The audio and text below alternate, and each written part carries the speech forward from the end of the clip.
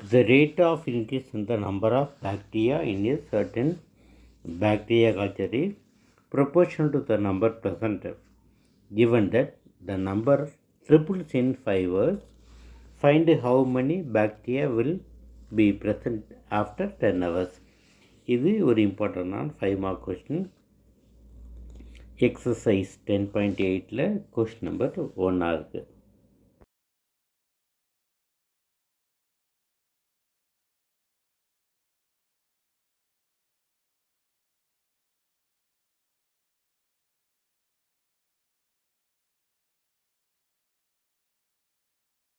Let x be the number of bacteria at any time t அப்படின்னு எடுத்துக்கிறோம். இந்த bacteria வந்து டைம் ஆக அதோட அளவு மாறிட்டே இருக்கும். அப்போ dx by dt proportional to எக்ஸ்னு போட்டுக்கிறோம். dx by dt ப்ரொபோர்ஷனல் இருந்தால் ஈக்குவல் டு போட்டு கேங்கிற கான்ஸ்டன்ட் எழுதி இன்ட்டு எக்ஸ்னு போட்டுக்கிறோம். இப்போ நம்ம செப்பரேட்டிங் வேரியபிள்ஸ் பண்ணலாம். அப்போ செப்பரேட்டிங் வேரியபிள்ஸ் எழுதிட்டு dx எப்போதுமே நியூமரேட்டில் தான் ஆகணும். அப்போ dx அந்த எக்ஸை நம்ம கிராஸ் மல்டிப்ளை பண்ணிக்கலாம். அப்போ dx பை எக்ஸ்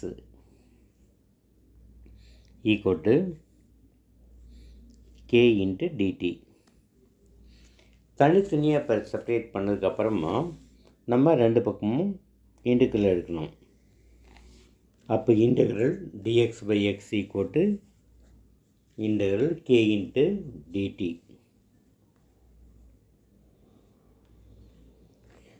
இப்போ கேங்கிறது கான்ஸ்டன்ட், அதனால் இன்டெக்ரலுக்கு வெளில எடுத்துக்கலாம். k இன்ட்டு இன்டெக்ரல் dt அப்படின்னு எழுதிக்கலாம். லெஃப்ட் சைடில் இன்டெக்ரல் dx by x இருக்குது. டினாமினேட்டரை நம்ம டிஃப்ரென்ஷியேஷன் பண்ணும்போது நியூமரேட்டர் கிடச்சா லாக் ஆஃப் டினாமினேட்டர் போகணும்.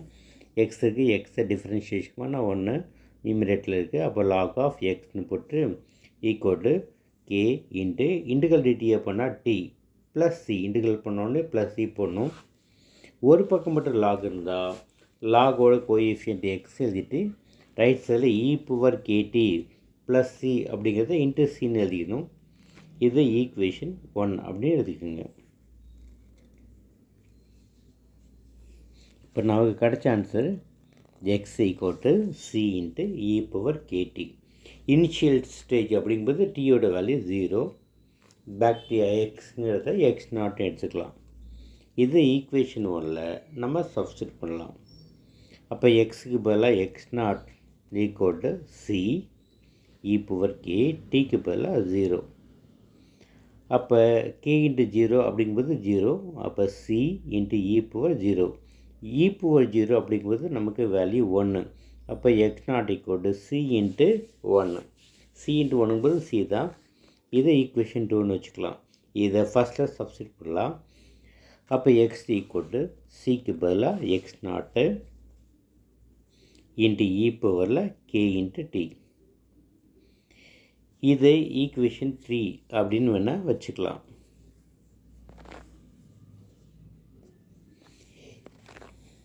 இதுக்கப்புறம் அவங்க 5 இயர்ஸ்க்கு அப்புறம் பாக்டீரியா ட்ரிபிள் டைமாக மாறுதுன்னு சொல்கிறாங்க. அப்போ டீக்கு பதிலாக 5 ஒன்றும் எக்ஸுக்கு பதிலாக 3x நாட்டும் போட்டுக்கலாம். இப்போ இந்த ஈக்குவேஷன் சப்ஸ்டிட் பண்ணிட்டேன். எக்ஸுக்கு பதிலாக 3x not equal to x nought e power K, டீக்கு பதிலாக அந்த 5ங்கிற வேல்யூ போடுறேன். ரெண்டு பக்கம் எக்ஸ் நாட் கேன்சல் பண்ணிக்கலாம். 3 ஈக்குவல் டு இ பவரில் 5k. இது ஈக்குவேஷன் 4 அப்படின்னு வச்சுக்கோங்க.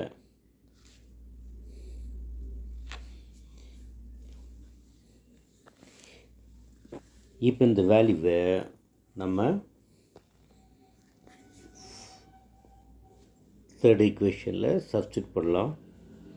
அப்போ எக்ஸுங்கிறது நமக்கு எவ்வளோன்னு கேட்குறாங்க. டி அப்படிங்கும்போது 10 இயர்ஸ் கழிச்சு, அப்போ டீயோட வேல்யூ 10 போடலாம்.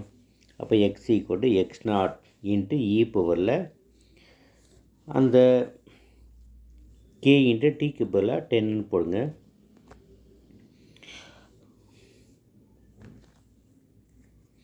இப்போ x equal to x nought e power 10k இருக்குது. 10kங்கிறத இ பவர் 5k பவரில் ஸ்கொயர் ஆகலாம். 2 × 5னால் நமக்கு 10. இ பவர் 5k அப்படிங்கும்போது நம்ம ஆன்சரை கண்டுபிடிச்சிக்கோம் 3ன்னு. அப்போ x equal to x nought e power 5k பதிலாக 3 போட்டுடலாம். 3 ஸ்கொயர் நமக்கு 9 கிடைக்கும். அப்போ எக்ஸ் நாட் இன்ட்டு 9. அப்போ 10 இயர்ஸ் கழிச்சு பாக்டீரியா 9 டைமாக நமக்கு க்ரோ ஆகிருக்கும்.